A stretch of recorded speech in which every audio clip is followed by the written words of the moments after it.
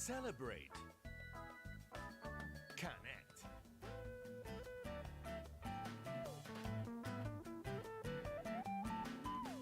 Arizona Hispanic Connection. Welcome to AARP Arizona Hispanic Connection for another very special show today.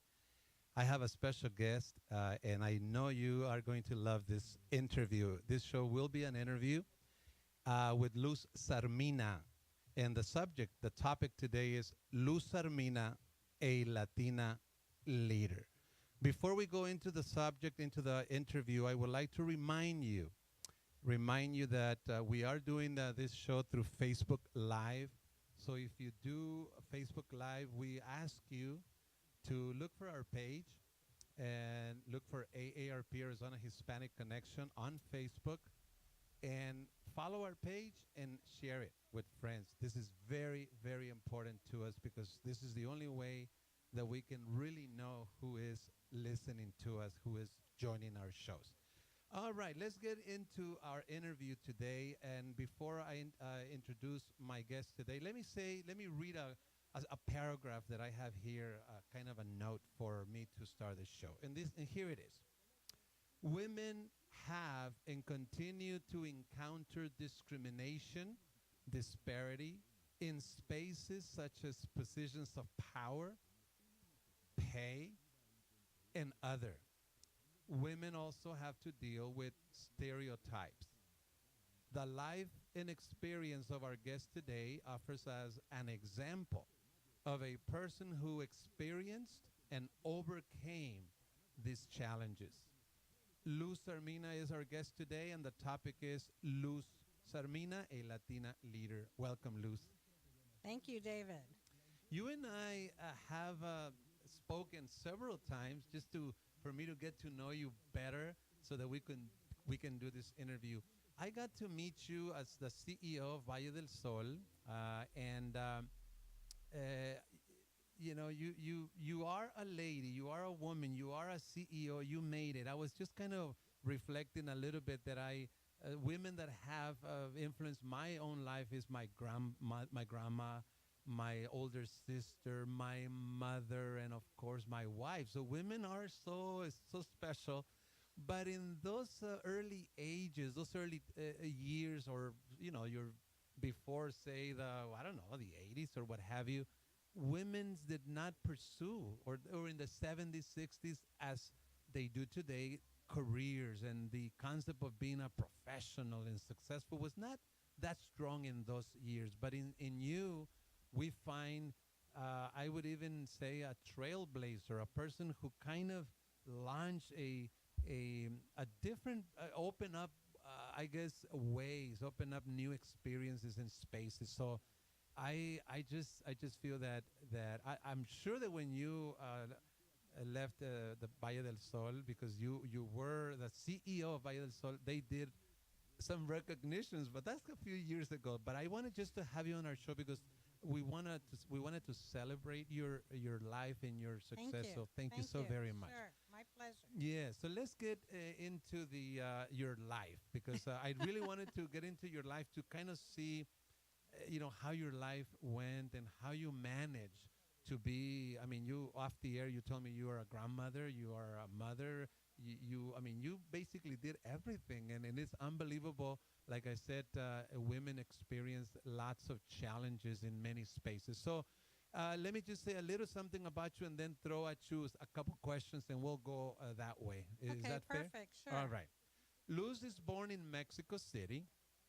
You are the oldest of 5, right? 3 females and 2 males. And you are born in 1950, correct? Correct. Your family background is one of faith. So faith was very strong in your upbringing, in your family, and also education in Mexico City, correct? Yes, even though I was educated in the United States. Right. Mm-hmm. So then even your grandfather was a judge, you told me? Yes, he was. He was a businessman? My other grandfather was a businessman. Okay, so one from your mother's side and the other one from your father's side. And then both parents had degrees, I understand. Yes, which And- is very rare for that Right, time. right. Not so much for the men, but for a woman to have a degree, that was a big deal. Right. Back then, you're talking about, well, if you were born in the 1950, your parents must have been born in the 1930s. Actually, mid 20s, Mid-twenties. 1920s. Wow. That is very unusual to see in those days, this kind of heritage of education and faith and Catholicism, of course, because obviously you were you grew up and obviously your parents in a very Catholic Right. home, right? And also, you have to have the smarts.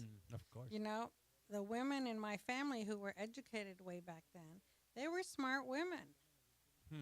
Right.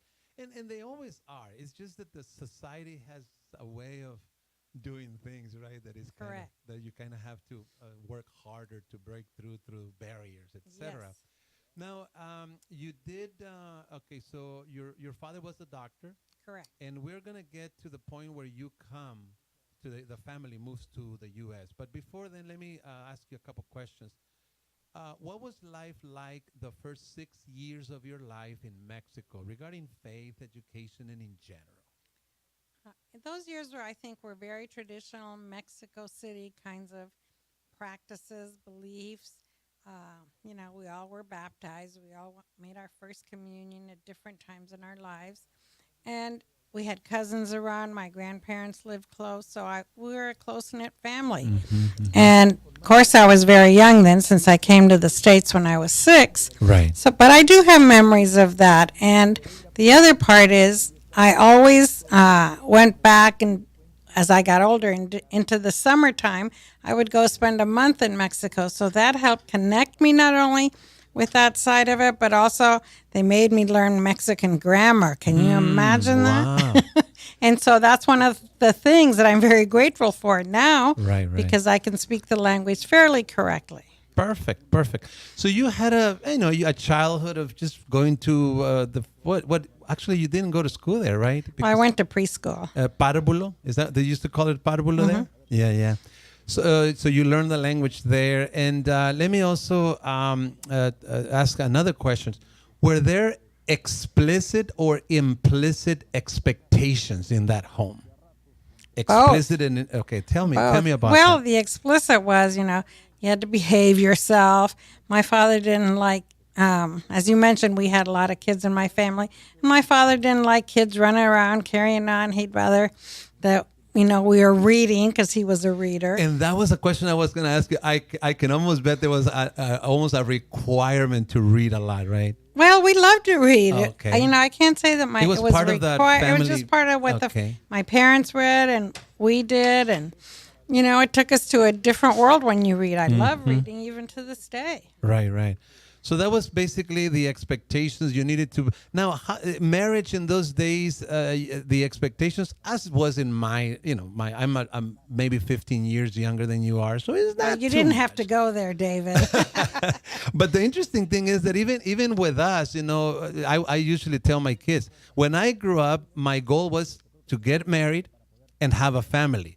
Then you go to school, then you find a good job to support the family, but the goal is the family, and that's how I grew up, Well, since my parents moved to the United States when I was 6, it was hard to find that family piece other than in the nuclear family. Right. So that made a big difference. And I would say that my dad always expected his girls to be able to be self-sufficient Okay. in a job. That is very important because it's not always the case, right? Right. Right, No, right. it's not always the Right, case. And right. I never doubted that I would go to college. My grades had to be good or else. Right. And I had to go to college. There was no question. With them both being college educated, there's just no way I wasn't going Right. to go. And all 5 of us have advanced degrees. Right. So that tells you the push for education. Of course. At the same time, they also wanted me to be a nice traditional Mexican girl. They wanted both, right? Yes, they wanted both. And sometimes I was better at one than at others. But living in this country, I believe that I really absorbed more of the American culture. Right. Even though I kept a big part of the Mexican Right. piece. And we are going to get to that in the next segment. Stay Okay. with us. You are listening to AARP, Arizona Hispanic Connection. The topic today is Luz Sarmina, a Latina leader. We will be right back.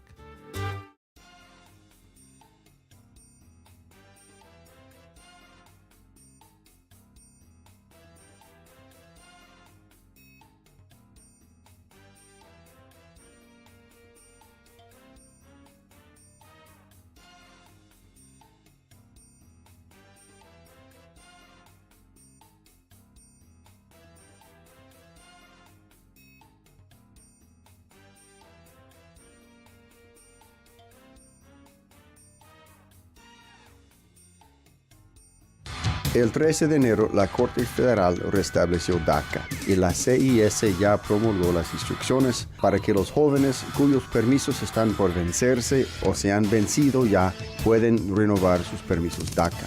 Escúchenos este viernes de las 3 a las 4, cuando su servidor Paul Arter de Misión Fuente va a hablar de esto y más novedades de inmigración.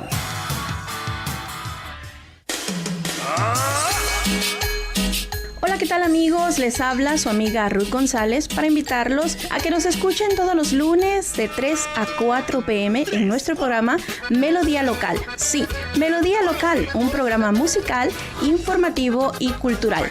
Tendremos consejitos de salud con el Dr. Ventura. Escúchanos todos los lunes de 3 a 4. Melodía Local. Porque la información y las noticias no se detienen. Lo invito a que nos escuche de lunes a jueves de 2 a 3 de la tarde en el noticiero en Enlace 107.5. Soy Claudia Saucedo y todos los días le llevaré noticias, análisis de la información, invitados, organizaciones y todo lo que usted necesita saber. Lo espero en Enlace 107.5 de lunes a jueves de 2 a 3 de la tarde. Claro, por la onda 1190 y la 107.5.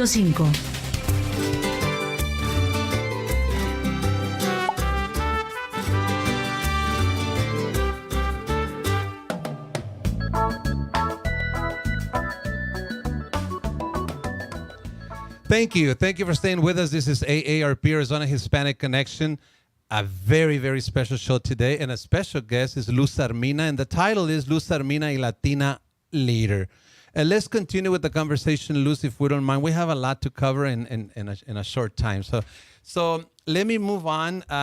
So now in the family, you know, you were 6 years old, and your dad is a physician. He's a doctor. He decides that he needs to get some kind of master equivalent type of degree, I understand. Well, he already was a physician. Right. And he was a pathologist, and he wanted to get his clinical pathology. Okay. And it was a 2-year process. So the whole family moved to Ohio, of all places. And it is so interesting because, as you and I shared, you know, while we were conversing, that you did not move to California, to Arizona, New Mexico. You moved to something that has very little Mexican culture. Well, how was that to all of you? How was it? Well, it depends on who you ask in the family. Okay. But for the children, I think it was fine because we were young enough and we Americanized fairly quickly. Mm-hmm. But there were issues. You know, my parents wanted us to stay more Mexican. And so we always spoke Spanish in the home.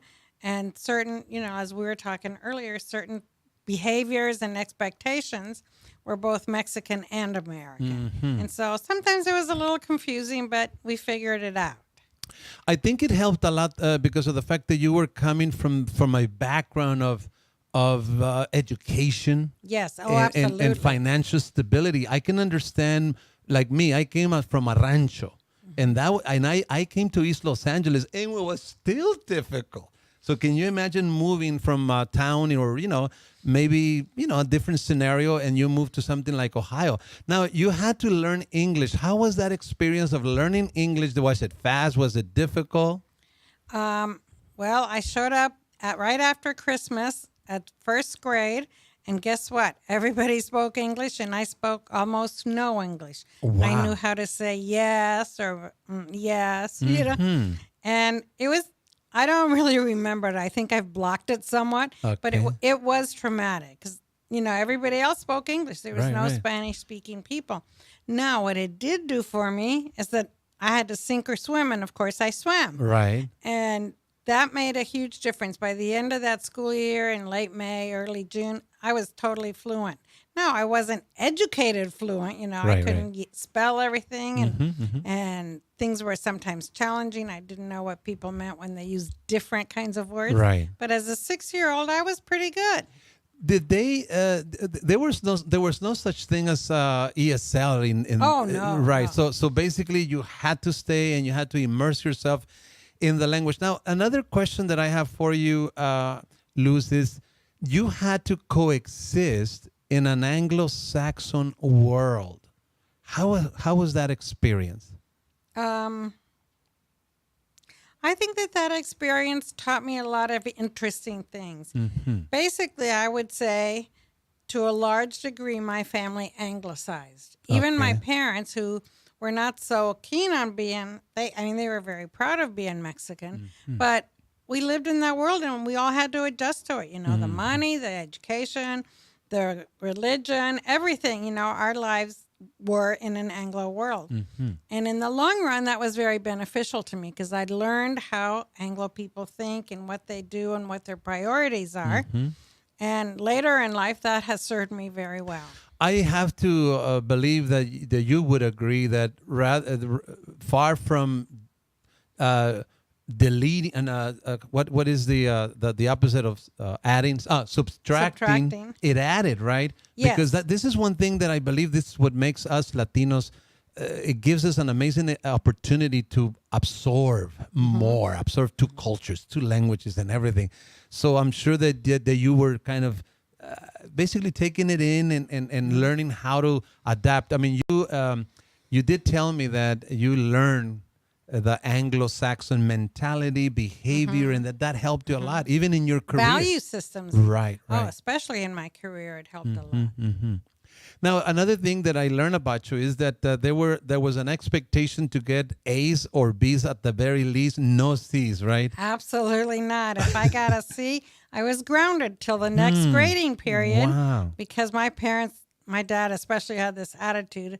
You're smart. You've got food. You've got clothing. You've got shelter. You have a desk. Now get to work. No excuse, right? No excuses. Right. And you're touching a very important point. When you have stability in those areas you just mentioned, then it gives you a better opportunity to immerse yourself in your education and culture and then career eventually. Well, and that sounds great when you're an adult and we look back on it. But when you're the kid, it's like, do I have to? My friends don't have to. Right. You know, that kind of thing. And if I wanted to, you know, go to a birthday party or whatever, I better have those A's and B's. That was all there was to it. Wow.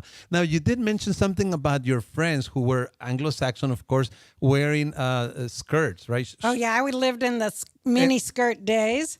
And my father was having none of that. I was going to a Catholic school, and, of course, the nuns weren't real big on it either.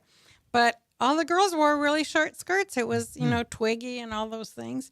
And if our skirt wasn't long enough and my dad was still home at breakfast time, he'd make us go upstairs and change. There was no ifs and buts. No daughter of his was walking around with 2/3 of her legs showing. You know, I mean, when I was a kid, you know, and I'm like, but Dad, everybody else, I don't care about everybody else. You know, from talking, even in this short interview, I can see how if anybody's going to move up, you have got to immerse yourself in what we would call the system, right? Right, absolutely. Yeah, I this agree. is critical. If a Latina is going to be successful, it's very difficult if that Latina or whoever it is stays just in their own culture. They're going to have to immerse themselves. Obviously, like I said, it's not a subtraction matter, but an addition, correct? You add, you don't subtract. Correct. You don't drop your culture. You gain more, correct? But at that time, I didn't understand these concepts. You know, I was just hanging out with my friends, going to school with primarily all Anglos, and it was fine. Right. Now, at age 14 in 9th grade, you experienced something that I consider special, being that you were living pretty much in a non-Mexican world, and that was you picked up a job. Is that the case with a kind of a Head Start-like program for Mexican kids? Can you relate? Can you tell us a little bit about that? In Ohio, there are many, many crops that are grown there, and Mexican people would come and pick the crops. And there were, you know, lots of them. And so the city of Finlay decided that they couldn't just let the kids hang out in these terrible houses in the heat all by themselves. Right. So they had a sort of like a Head Start program. It wasn't Head Start.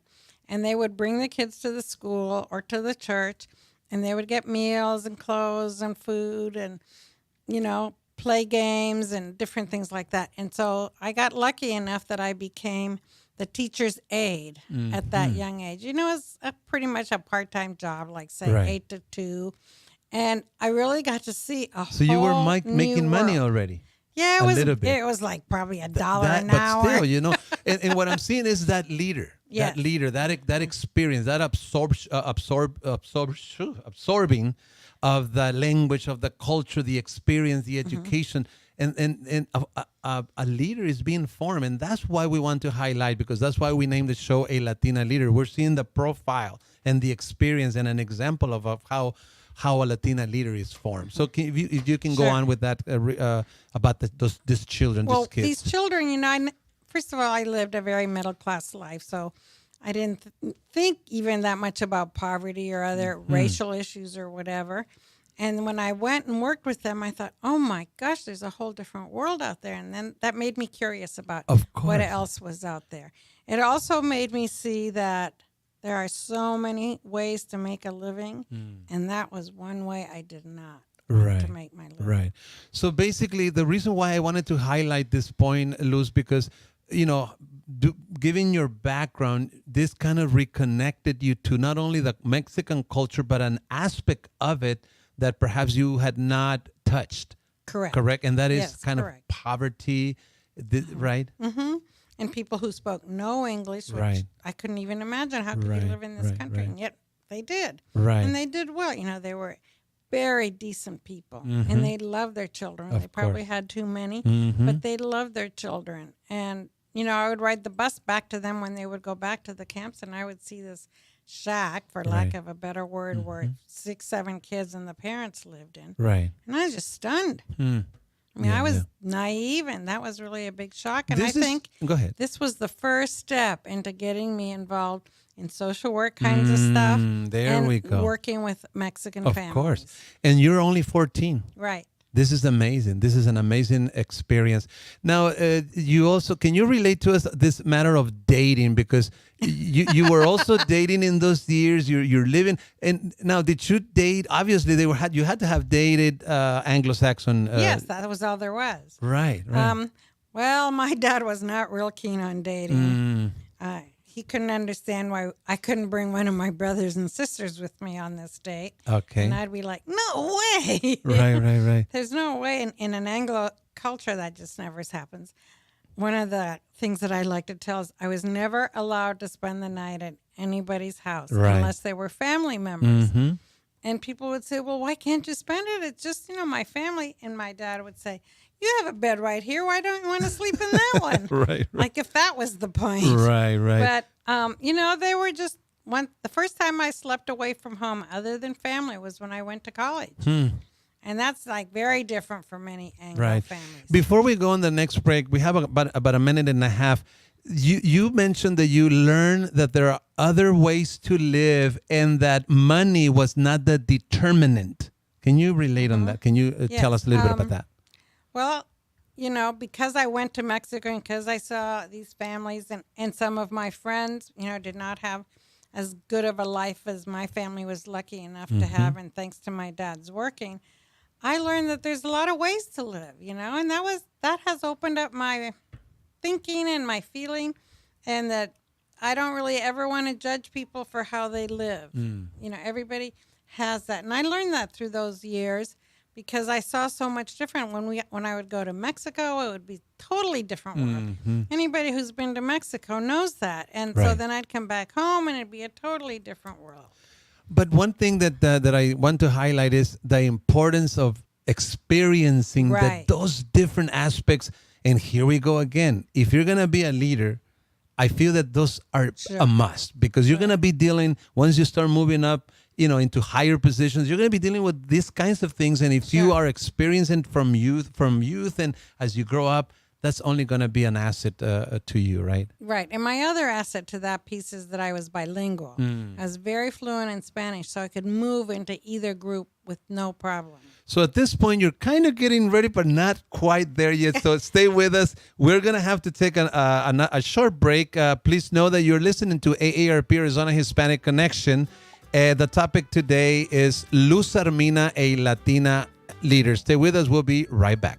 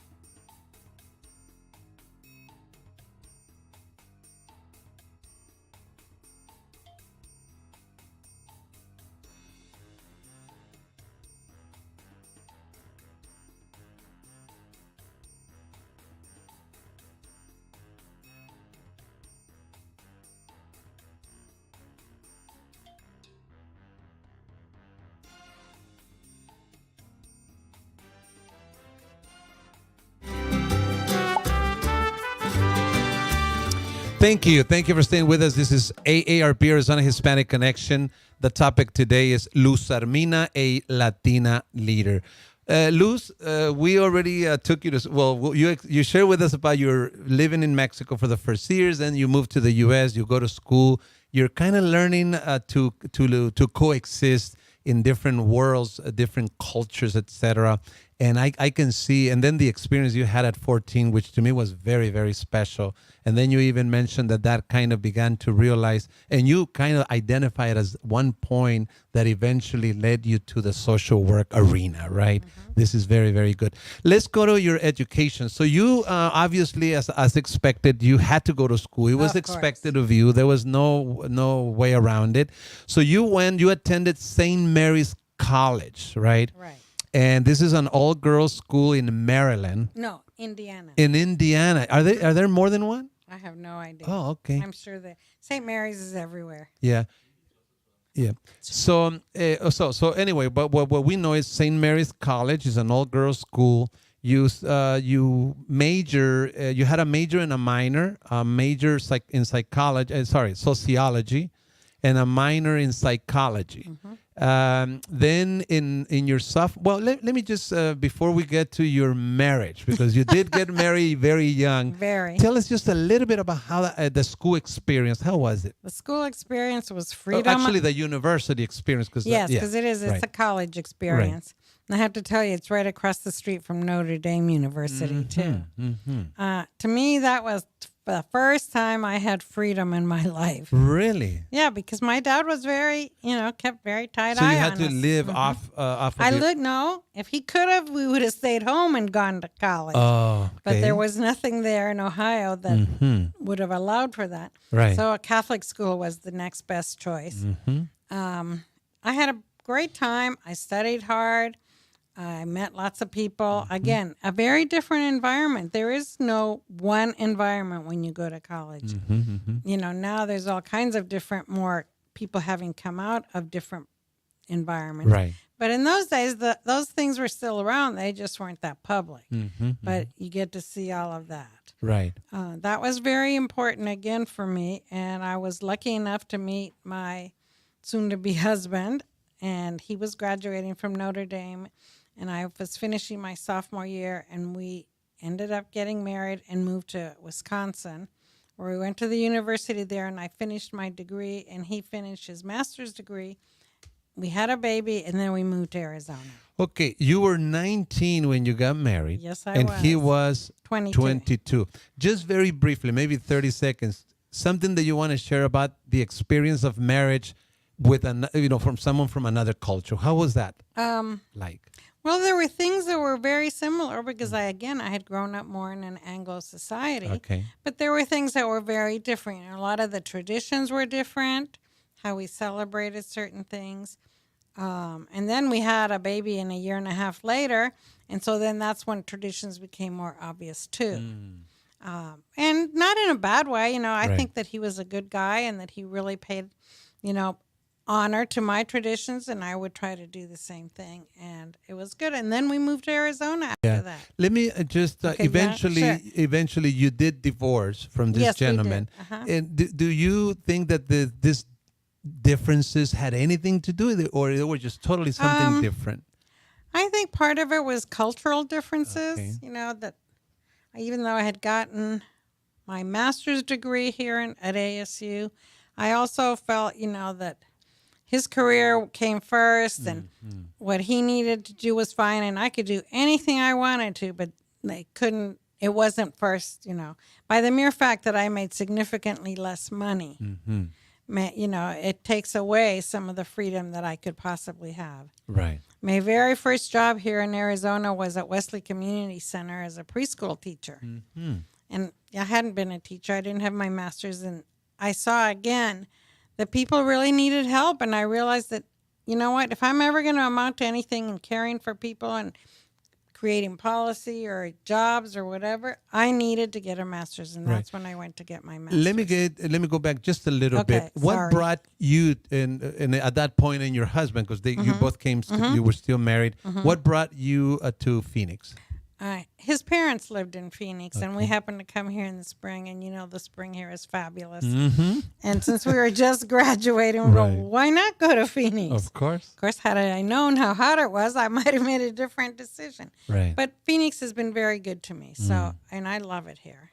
So tell me also, I want to just highlight how you were going to school, having a child. Two children at the same time. Yeah. So he was the breadwinner at that time? So he was the breadwinner. You're going to school and raising children. Now full-time? I went to my graduate school part-time. So here we go. I mean, that's what it takes if someone wants to be a leader, wants to move up, quote unquote. It's a big effort, isn't it? It's a big effort on everybody's part. But at the same time, I didn't want my children to be 5-6 years apart. I wanted them close together. So you planned them, right? So the second one was definitely a planned child. And, you just do it. Right. You just don't sit around feeling sorry for yourself. You just do it and you think, oh, I'm tired, but I got to get through this paper or whatever. And it's not forever. Right. In life, nothing lasts forever. The good, the bad, the ugly, anything. And so you think, okay, I have another 2 years to do this, and then I'm done, and I'll have a master's. What does it take to have that attitude? I see that attitude of, we just do what we have to do. Oh, well, that was my dad. Is that your dad? My mom, my dad. Instilled in you throughout your life, pretty much. You see them in your parents, and it's just part of you, right? Okay. And they were like that. They came to the States. It was very hard for them. The culture was very much harder for them than it was for their children. And, they just did it. They needed to do it. That was what my dad's career needed, that part of it. And so they did it. Yeah. Please now share with us, Luz, the thought of going for a master's. You already had a degree, a college degree. I did. And now, what is the process like? Did you? Why a master? What was the thought process? I knew that it would open doors that I would never have opened to me if I did not get more education. At that point, you were not making decent money, right? No, I was making nothing. Okay. You know? So you're already a college educated. And if you already did that much, might as well do more, because if that might Right. not cut it, correct? Well, it's not that it wouldn't cut it. It wouldn't cut it at the level that I wanted to I be see. at. I see. You know, I knew I was smart. I knew I was hardworking, and that I was a relatively nice person. Mm-hmm. You know, and so I thought, well, I can do more with my life. Why not try harder for in the beginning, and then I'll have that for the rest of my life. And I did. Okay. Now, at that point, did you have a career, a job in view that you were No. doing this for, or you just knew that that had to get done, Yes. and then somehow it was going to be useful in your Sure. next step in life, Sure. so to speak? You know, I think a master's degree is sort of like a union card. Mm. If you can't get through the door, you're never going to get in. But once you get in, then you can move around however you want. Right. Okay, I have here that this is in the midst of bearing your second child. This is around 1973 at age 23. And then, okay, so 74, actually. but 74, yeah. Okay, so this is a realization to move up and to serve in a broader scope. Higher education is a must, right? Obviously, you would agree because you told me this. Yes. And the It's master, a stepping stone. It's a very important stepping stone. right? The master in social work. The master was in social work, so you are an MSW. Correct. And I tell you that my boss, Dana Kennedy, would love you because she loves people with MSWs. Now, I think, well, we still have time. Let us, so let's move on now. You have your master's degree. And then can you relate to us how you started working for private, public, and nonprofit sectors, that aspect of your life? Well, you know, the years go by and you do a job for a while, and then I would feel that after about a year, 18 months, I had mastered the job, and I would go to my supervisor and say, you know, I'd like to do more, blah, blah. Oh, you're fine where you are. So then I would go looking for another job, and whatever sort of came my way. So I did. I ended up in the corporate sector, in the government sector, in the nonprofit sector. And I encourage people to work in all sectors because different ones have different priorities. And that, again, helps you understand how the world works. So not only do you bring something to the table, but the jobs themselves will give you more, right? More skill set, more Exactly. learnings, etc. Yep. Can you name some of the companies that you work for, if possible? Sure. I worked in the private sector. I mainly worked for Southwest Gas, and I was their consumer affairs director at that time.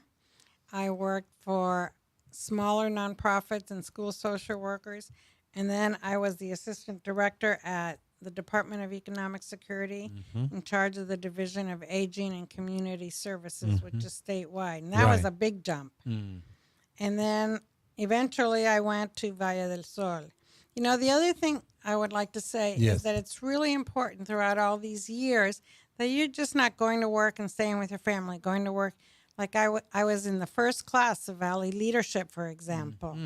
I also worked on the Hispanic Women's Conference back in 1986 and ran the program committee, which Right. is huge. And there were many things like that because I think if you're going to be a leader, you have to constantly be developing yourself.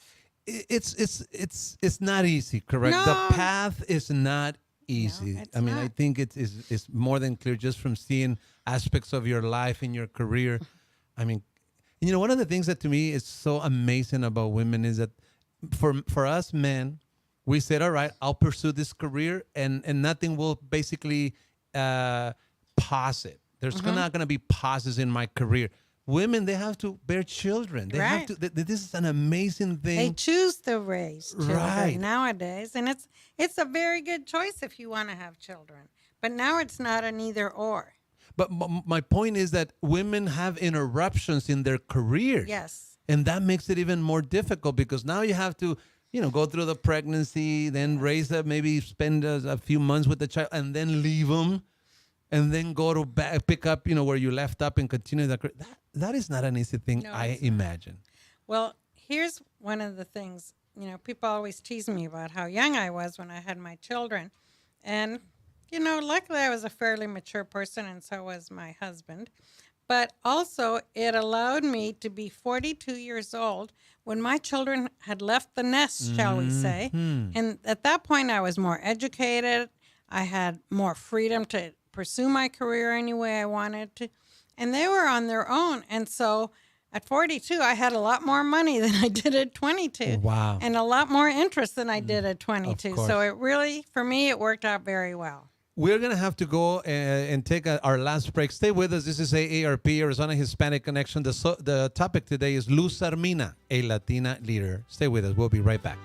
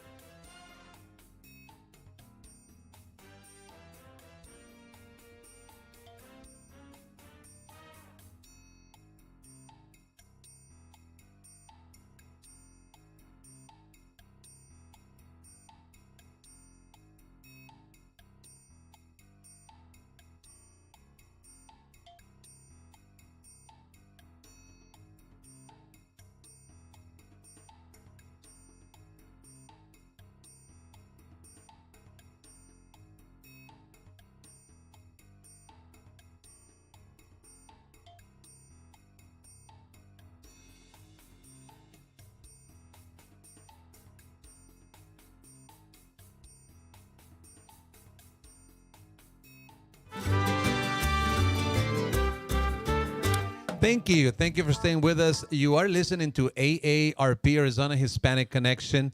My special guest today is Luz Sarmina. The topic is Luz Sarmina, a Latina leader. I'm enjoying this interview. I'm getting to know you.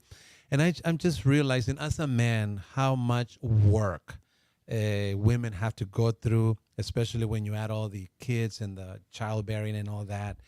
And it's just unbelievable. And it is a kind of a high price to pay. But if someone's going to be a leader, if someone's going to move up, if someone's going to occupy those, some people have said that if the world was run by women, it would be a better place. And I agree. I totally agree with that. But for that, it's a high price for women to kind of make it there. It's much more difficult than for men, I think. Yes, but men don't have everything easy either. Right. We all have personal challenges. Got it. Let's move on to the last segment here, and let's talk about your experience at CEO. You were the CEO of Valle del Sol. First of all, let us know what that meant to you, becoming the CEO of Valle del Sol, and this is from 1995 to 2013. Correct. 18 years. What that meant to me? That meant to me that I sort of reached a goal that I had wanted to work in nonprofit. And because it was a Latino-focused organization, it met that goal too. So I was able to do both. Mm-hmm. It was a very interesting process getting hired for this job because some of the male board members, and they didn't ask me, but they did ask in their private meeting after I had interviewed, would the men accept me as a female leader? Mm-hmm. Boy, if I'd been there, I would have had a field day with that question, but they didn't ask it in front of me. But the fact that question even comes up is like ridiculous. Of course. I mean, I'd worked at the high levels of DES, which is not easy. Mm-hmm. And of course I could handle, at that point, a $2 million organization. Now, when I got there, things needed a lot of work. Mm-hmm. I'm very much a process person, an organized person, an ethical person, really big time. And so whatever I saw that I didn't think was fair or right or orderly, whether it was salaries or whether it was workplace adjustments or anything, because in a small nonprofit, there's a lot of things that you don't have money to do. Your primary role is to serve the people. So, but to clean that up. And I had a fabulous team, really, in the beginning years. Those that I didn't think belonged there, I handled it. I didn't, and some people were mad that blah, blah, blah. Well, if you're not doing your job, I'm not going to pay you. And I'm very clear about that. Right.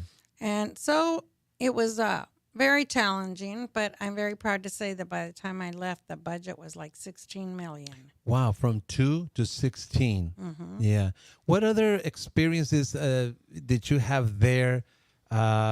Programs that you may have created or run as a CEO of Valle del Sol? Well, Valle del Sol at that time was a smaller organization. It did primarily behavioral health, and it didn't serve that many people. Obviously, we didn't have the same revenues.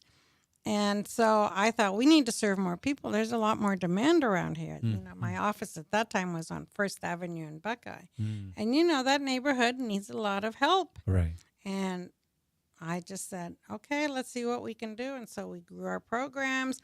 We cleaned up our reporting, all those things, And it wasn't just me. I truly credit my team.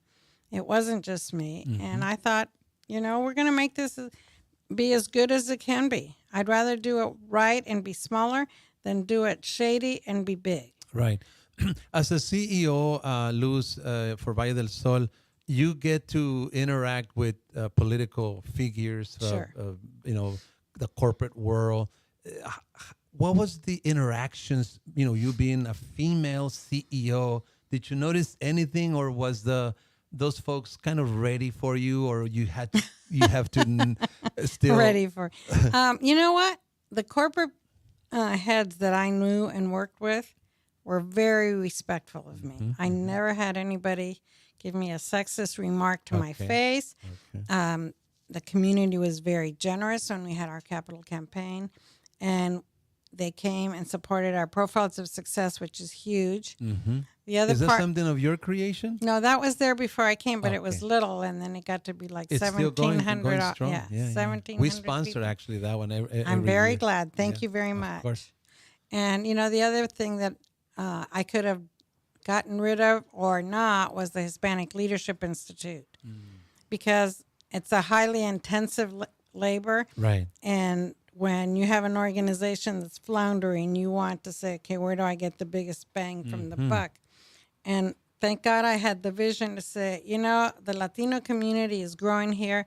We need a leadership institute so that our community can be at the table. I may have missed it. Did you just say that you created that one? No, I did not. It was there. It'd been there like 2 or 3 years. Got it. Because I actually went to the institute. You did? Yeah, I loved it. Oh, good. It's one of the best things I've ever done. Yes, honestly. and knowing the community, I mean, it's unbelievable. Yes. It's a great program. And I highly encourage anybody who has any kind of either leadership aspirations or political aspirations, go through that first. 2 more points before we end. I just want to make sure that we say that you were, for many years, the chairperson of the Hispanic Women's Conference, correct? No, I was never the chairperson of that. I worked on the committee, and I worked the program committee. But that also, you mentioned to me that was very dear to your heart, and that you were also a big part of making that a success. Yes. Just briefly, how was that?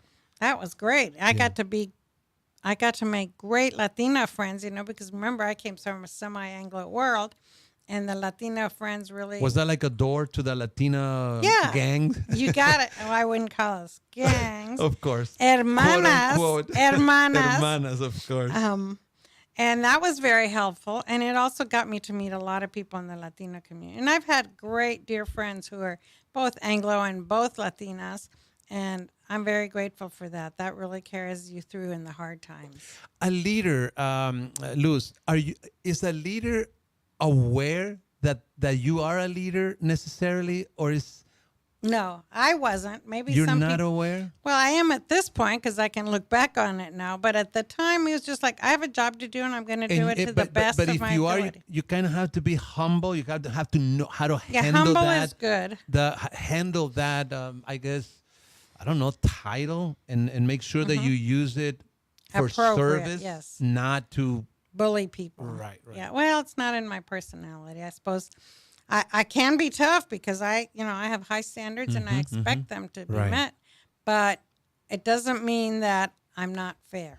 Talking about standards, you mentioned to me a book by Don Miguel Ruiz. He must be a Mexican writer, if I'm not Yes, mistaken. he's actually indigenous. Oh, amazing. And the 4 agreements is called. Yes. And then that you have lived I basically. work to live by those agreements. Right. Go, share us Sure. Share a little bit with the audience about those 4 agreements, if you don't mind. Okay, happy to. The first agreement is called be impeccable with your word. And that means that you don't go around lying to people Okay. or telling half truths, or that when I tell you you're wearing a blue shirt, you really are, and I'm not Right. just pretending that it is. Right, You know, right. and the same way with money. You know, that when I tell you we need the money, we need the money. Right. I'm not just that. The second agreement is don't take anything personally. And I think that's probably the hardest. Give me an example of what that means. When you're in a position, a visible position, sometimes people will talk about you. Okay. And what I have learned through this book is that they're talking about you in a negative way because of what they've got going on in their life, not because it's about me. And therefore, don't take it personally. If you're having a bad day, David, and you're crabby to me right now, I haven't done anything to make you crabby, so I'm just not going to take that personally. I see. So you will be understanding of the circumstances. It doesn't mean you're a pushover, though. Right, right. But you're not defined by something that another person does. The third one is don't make assumptions. Again, a very hard one, because we always think, well, if David was rude to me, it's because he just doesn't know what he's talking about. So I'm just approach the person and ask them. Could be a solution. or to that. ask him, Okay. or don't mess with it. Go to a different topic. Okay.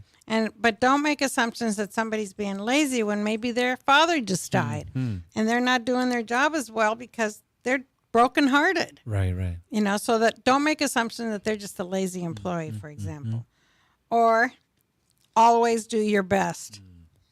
Right. That one, I think, always is the hard part to that. Right. 'Cause So these 4 agreements, when were you exposed to them? Early on in your life, later in your 40s, probably 50s? the last 10, 15 years. Who recommended this book to you? I don't even remember So that. it came to you, you read it, and you loved it, and says, loved I am going to make my life, I'm going to make it a point to live by these principles to the best These of my principles, ability. and they're impossible to do 100%, but they do help make you grow as a person Right. internally, Right. especially. We have to cover this point, but it's going to have to be quick. We have about no more than 2 minutes. Retirement. All along, you are preparing yourself for retirement. Financially, you mean? Financially, yes. You are your 401ks and whichever opportunities you had that would prepare you for retirement, that's something you took very serious, correct? Correct. Yeah. From the very beginning, when I worked at Southwest Gas, which is a long time ago, they had 401k type stuff, and I always participated the maximum possible, even though I wasn't making that much money. I thought someday I may need this money, and I don't need it as desperately now. Right. Had I needed it, I would have used it. But I was trying to look forward because I don't think that we can count on the government to take care of us forever. And it turns out that I've been right, even though the government does some good things for older people. But I think preparing for retirement is so important, and especially if you work somewhere that matches your investment. Your 401k, for example. Okay. If you don't do that, you're leaving money on the table of that company, and why would you want to? Right. The investments, is that something Investment, that yes. people, if they have the ability money-wise, Yes. they should look into that? They should look into that, or they should hire a financial planner. Really do your research. Especially if someone has the money and has some good resources, Even if you why have- not yes. pay, right?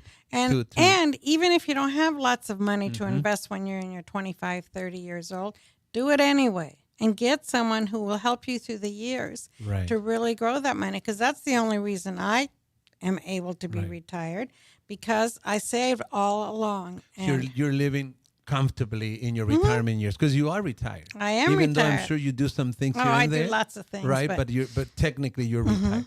Luz, 10 seconds. Anything you want to say final words to all the ladies that are maybe watching this video? Just 10 15 seconds. Believe in yourself, and I would say be true to who you are. Perfect. If you're doing that, your life will be good for you.